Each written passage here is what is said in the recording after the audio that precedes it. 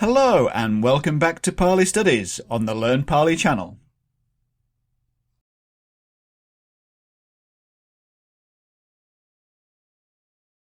In a previous video we looked at the genitive and dative cases, and in this tutorial we're going to look at another two closely related noun cases in the Pali language, which are the ablative and the instrumental. Now, if you're new to Pali Studies, and you're keen to learn more about the grammar of the Pali language, please feel free to subscribe. As I only post every few weeks, if you ring the bell, then you'll be notified whenever a new tutorial becomes available.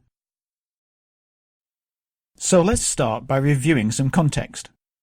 In Pali we can group nouns by their gender, male, neuter or female, and by their stem ending, that is, the letter with which their stem ends before any declension has been added.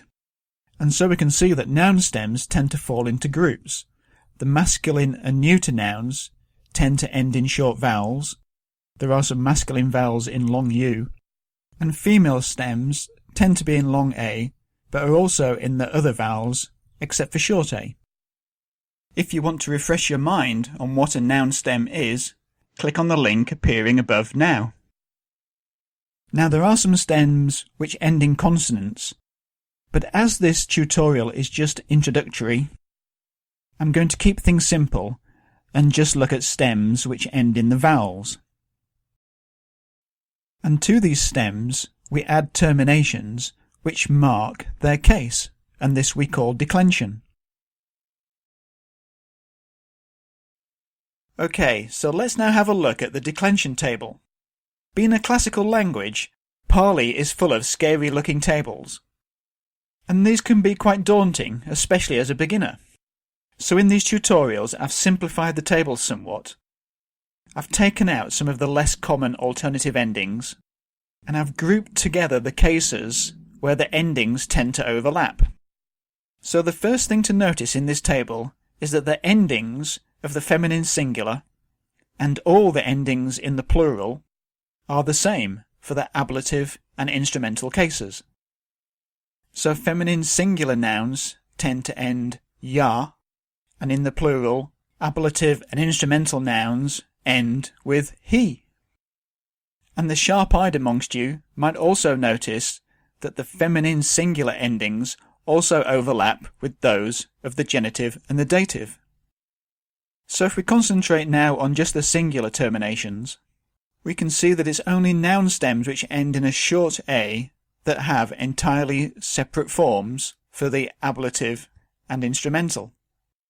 For masculine and neuter nouns ending in short a, the most common form of ablative ending is the long a, whilst in the instrumental it's ana. Less common for both masculine and neuter nouns is the ablative ending sma and ma, which can be found across all of the stem endings. But for stems ending in a vowel other than short a, the ending na is common for both the ablative and instrumental cases. There are some less frequent alternative endings, so for more details check out the links below in the description. And some things to be wary of: when nouns are declined in a long a, often they look like the feminine nominative declension, but here we can distinguish the ablative case because the long a ending is applied to masculine and neuter stems. However, as I've already said, the feminine singular endings of the ablative and instrumental overlap with those of the dative and the genitive, and only context can distinguish between which case is implied. And in addition to this table, all nouns of whichever gender are able to take the suffix tu in order to make an ablative singular. Obviously, it's good to be able to recognise these endings, but don't get too caught up learning them by rote. You can always look them up. Personally, I think what's more important is understanding what they mean. The term ablative, in fact, comes from Latin, meaning to be carried away or to be removed. and its meaning in Pali is very similar to the English preposition from. In essence, the ablative indicates the starting point from which the action of the verb proceeds, and we can identify maybe 4 common ways in which it is used, and these are origination, either in space or in time, and this can also be regarded as cause, or a motive due to which something arises. And as well as origination, it can express an idea of movement away from, or leaving behind, release, or separation.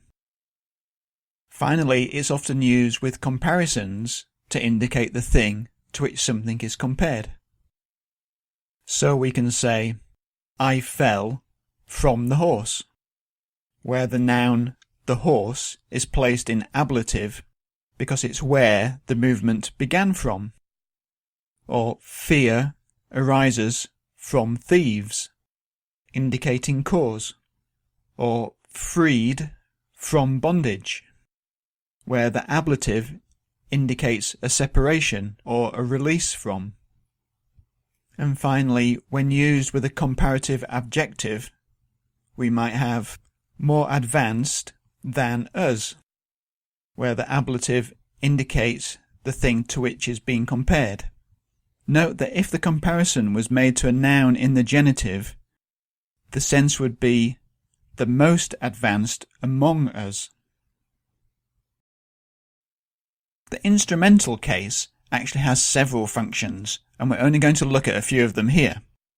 Probably the most important one is to express the means by which an action is done, and it's often translated with English prepositions like by, through, or with. So we can say something like, we see through the eye, or by means of the eye. A second use of the instrumental is to indicate accompaniment, that is to indicate the person who may accompany the agent of the verb, and this is especially used with verbs of motion or of conversing, talking. And so we might have Ananda approached together with Chetaka. And similar to this, we can have accompanying circumstances, and some label this the instrumental of description, which has quite a broad class of meanings.